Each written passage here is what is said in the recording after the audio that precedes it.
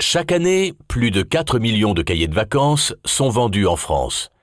Ce sont des livres d'exercices amusants que les parents achètent à leurs enfants au moment des vacances d'été, pour qu'ils n'oublient pas tout ce qu'ils ont appris à l'école. Et bien souvent, les enfants ne sont pas très enthousiastes à l'idée de travailler pendant les vacances.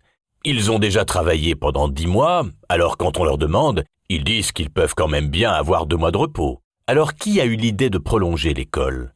Pour en parler, nous recevons Isabelle Magnard, la directrice des éditions Magnard et petite-fille de Roger Magnard, l'inventeur des cahiers de vacances. Alors en fait, quand il était tout jeune, mon grand-père travaillait dans une librairie papeterie où il s'occupait des commandes.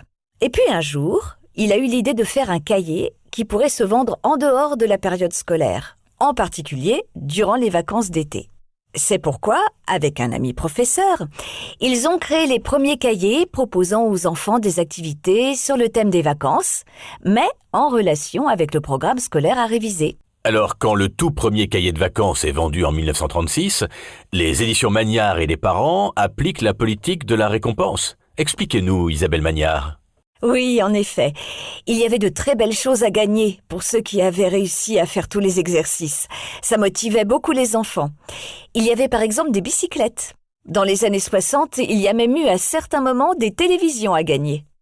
Dans les années 80, période où l'importance des bonnes notes à l'école devient plus forte, les parents se mettent à acheter de plus en plus de cahiers de vacances. Les prix et les bicyclettes sont remplacés par le stress des devoirs à faire. Alors pour protester, plus de la moitié des enfants ne finissent jamais leur cahier de vacances.